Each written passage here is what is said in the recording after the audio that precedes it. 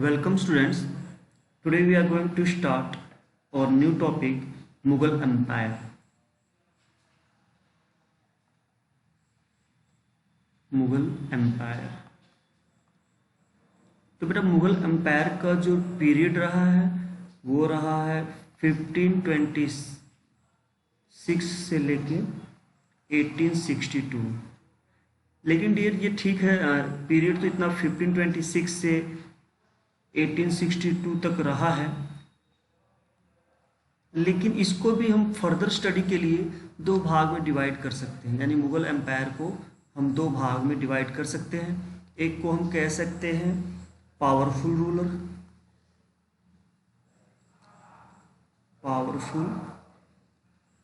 Ruler और दूसरा हम कह सकते हैं लेटर मुगल, या हम इसको ये कह सकते हैं अर्ली मुगल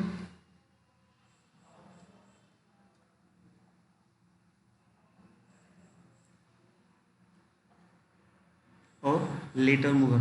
फिर हम पावरफुल रूलर और वीक रूलर, कुछ भी हम नाम दे सकते हैं, वीक रूलर्स। अब डियर इसमें ऐसा क्या है, तो बेटा अगर हम बात करें तो पावरफुल रूलर मतलब कि जब बाबर ने मुगल डायनेस्टी की स्थापना की थी 1526 में, और जो लास्ट पावरफुल शासक था वो 1707 में एक्सपायर कर जाता है, जो कि आपका कौन था, औरंगजेब था। उसके बाद औरंगजेब के बाद जो भी शासक हुए 1707 से लेके 1862 तक, वो सभी जो रूलर हुए वो वीक साबित हुए, कमज़ोर हुए, उनके अंदर वो कैपेबिलिटी नहीं थी कि वो रन कर पाए। तो बेसिकली हम फोकस करेंगे अर्ली मुगल पे, यानी कि पावरफुल शासक पे और इनके वर्क पे। लेटर मुगल पे भी हम डिस्कस करेंगे, बट और main focus will be on early Mughal, यानी कि जो पावरफुल है 1526 से लेकर 1707 तक की शासक की। तो चलो स्टार्ट करते हैं डियर।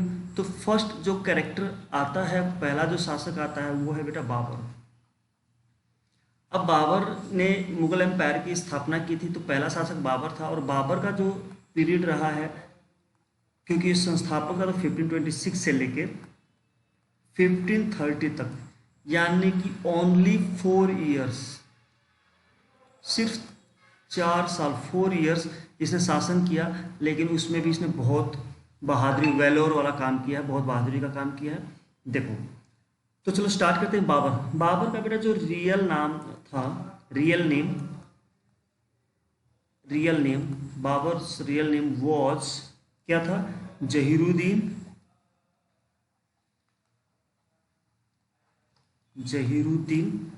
मोहम्मद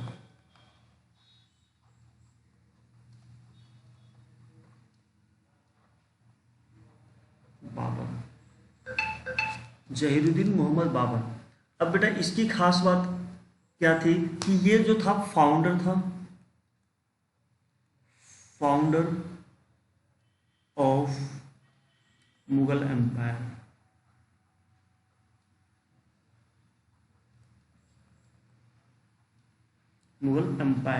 अब बेटा हुआ क्या था कि बेसिकली ये कहाँ से आया था, तो बेटा ये आया था, you will write he came from, Babur came from, ध्यान से देखना बेटा, ट्रांसोक्शियाना से आया था बेटा। और ट्रांसोक्शियाना कहाँ है, तो बेटा ये है उज्बेकिस्तान,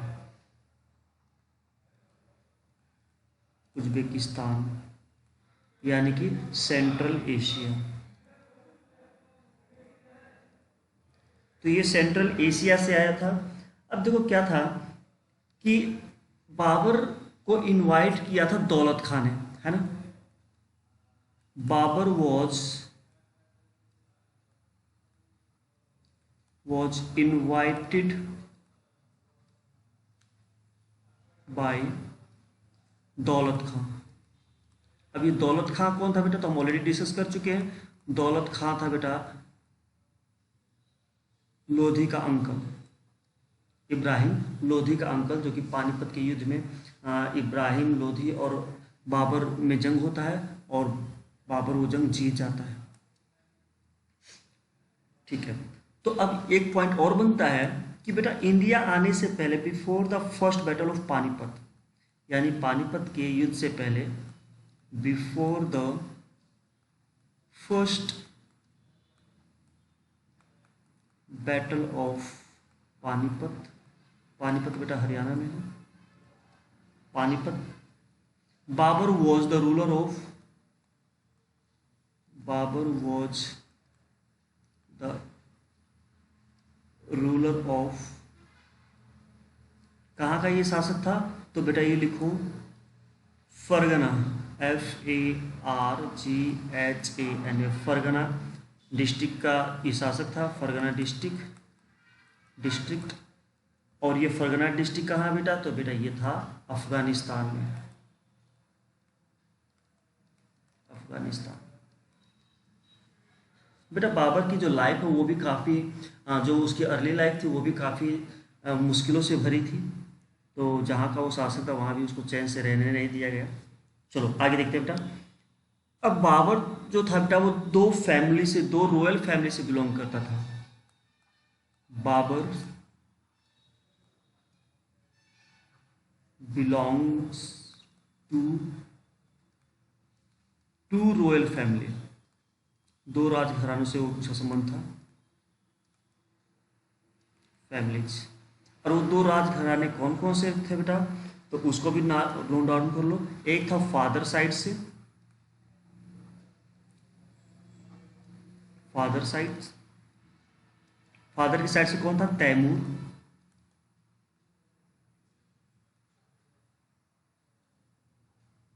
और दूसरा था बेटा मदर साइड, मदर साइड से कौन सी फैमिली थी? तो वो था बेटा चंगेज खां, चंगेज खां।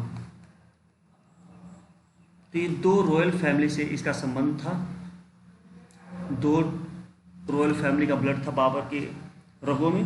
ओके, अब बेटा बाबर ने 4 इंपॉर्टेंट लड़ाइयाँ लड़ी हैं। Babur fought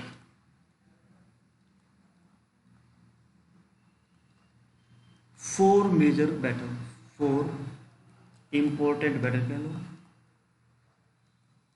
important battles.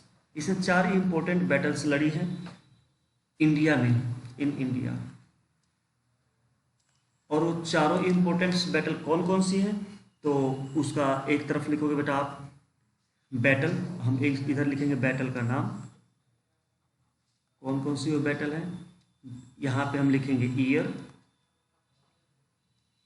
और यहाँ पे हम लिखेंगे वर्सेस किंग, यानी अगेंस्ट, अगेंस्ट किस राजा के अगेंस्ट लड़ा था।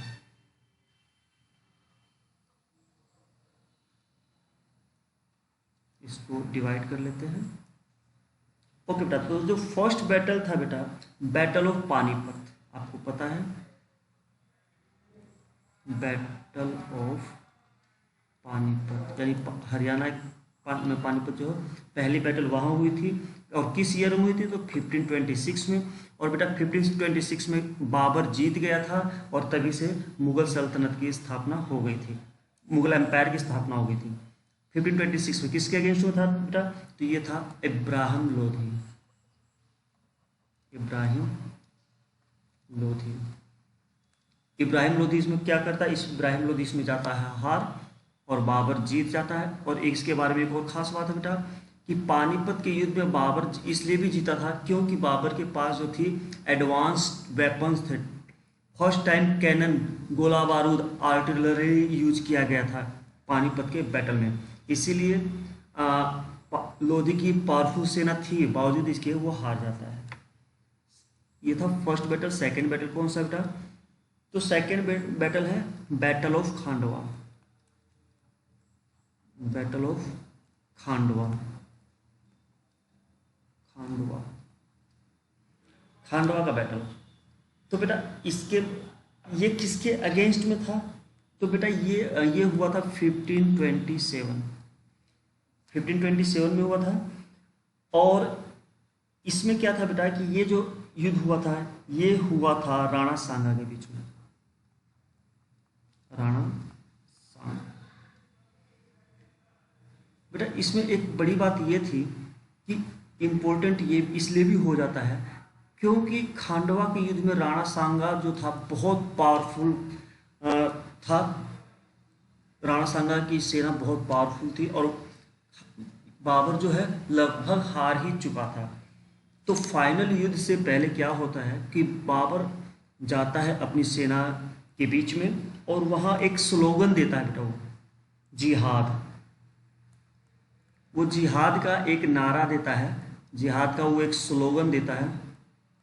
और उसमें ये क्या कहता है कि अगर हम मरेंगे तो सीधा स्वर्ग में जाएंगे, मृत्यु कन्फर्म है लेकिन स्वर्ग के लिए अब हम लड़ाई करेंगे। अब हम किसी छोटी पृष्ठभूमि के लिए, लैंड के लिए युद्ध नहीं करेंगे, अब हम सीधा स्वर्ग या नर्क के लिए युद्ध करेंगे। तो फर्स्ट टाइम बाबर ने जिहाद का नारा दिया था और इससे ये हुआ बेटा कि जो बाबर की सेना थी जो कमज़ोर पड़ गई थी उसके अंदर एक बहुत ज़्यादा एंथुजियाज्म, जोश का संचार हो जाता है। और फिर तो वो अगले दिन राणा सांगा के खिलाफ एक सेना, मतलब एक व्यक्ति 4-4 पे भारी पड़ गया और फाइनली क्या हुआ, वहाँ पे राणा सांगा की हार हो जाती है। अब राणा सांगा कौन था बेटा? तो बेटा राणा सांगा जो था वो फादर इन लॉ था, फादर इन लॉ किसका? फादर इन लॉ था बेटा ये मीराबाई का। मीराबाई, ये वही मीराबाई है जिसने विष का प्याला पिया था, अब इसको भी अमृत कर डाला। ठीक है, तो ये इसलिए भी इंपॉर्टेंट हो जाता है। थर्ड बैटल, थर्ड बैटल बेटा चंदेरी, चंदेरी का युद्ध। ठीक है,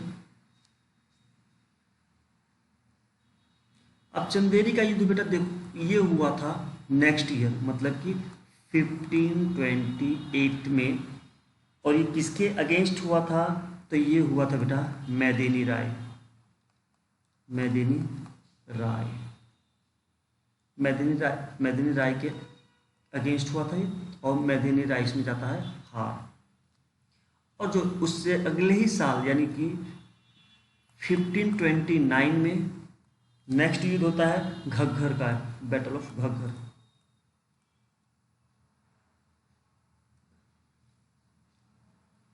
घग्गर, घग्गर का युद्ध होता है और ये किसके अगेंस्ट होता है? तो ये होता है बेटा मुशर्रत शाह, मुशर्रत शाह। और इन चारों बैटल की खासियत क्या है बेटा? इन चारों की खास बात यह है कि all battles were won by Babur, all battles were won by Babur, ये सभी के सभी बैटल बाबर ने जीते। और ये देखो बेटा कि बाबर ने 4 साल शासन किया और 4 साल में उसने 4 युद्ध किए। पहला युद्ध पानीपत में, ये माइलस्टोन साबित हुआ मुगल एम्पायर के लिए। उसके बाद नेक्स्ट ईयर उसने खांडवा का किया युद्ध, जिहाद का नारा दिया था राणा सांगा के खिलाफ। फिर अगले ही साल 1528 में चंदेरी का युद्ध हुआ, फिर घग्गर का युद्ध हुआ और ये सभी युद्ध बाबर जीता था। अब इसको याद रखने के लिए हम कैसे कर सकते हैं? तो क्या हुआ, अभी बाबर आया, पानी पिया, खाना खाया और चला गया घर। ठीक है, चला मीन्स चंदेरी, पानीपत, पानीपत है ना, खाना खांडवा खाना, और चंदेरी चला गया घर, घग्गर घर। तो आप ऐसे याद करोगे, बाबर आया, पानी पिया, खाना खाया, चला गया घर। तो बेटा अब अपना नेक्स्ट अगला पॉइंट क्या बनता है, चलो देखते हैं। बाबर ने बेटा किताब, उसको डायरी लिखने का शौक था, तो you write Babur wrote in his diary, wrote in his diary, Babur अपनी डायरी में क्या लिखता है? तो बाबर अपनी डायरी में लिखता है, in his diary mention, in diary में क्या लिखता है, फ्लोरा। अभी फ्लोरा क्या होता है, फ्लोरा एंड फौना। तो बाबर अपनी डायरी में फ्लोरा और फौना का जिक्र करता है। तो फ्लोरा होता है बेटा फूल, फ्लावर, और फौना होता है एनिमल, मतलब कि वो नेचर, इससे साबित होता है कि वो नेचर प्रेमी भी था। तो वो यहाँ के इंडिया के फूलों के बारे में, पेड़ पौधों के बारे में, पशुओं के बारे में अपनी डायरी में जिक्र करता है। अब बाबर एक अपनी ऑटोबायोग्राफी लिखता है, उसका नाम है बाबरनामा। बाबरनामा। अब ये बाबरनामा क्या है बेटा, तो ये है बेटा ऑटोबायोग्राफी। ऑटोबायोग्राफी क्या होती है, जो इंसान अपनी ऑटोबायोग्राफी खुद लिखता है उसको ऑटोबायोग्राफी कहते हैं। तो बाबरनामा बाबर ने खुद लिखी थी। और एक और चीज, तुजुक ए बाबरी, एक और है तुजुक ए बाबरी।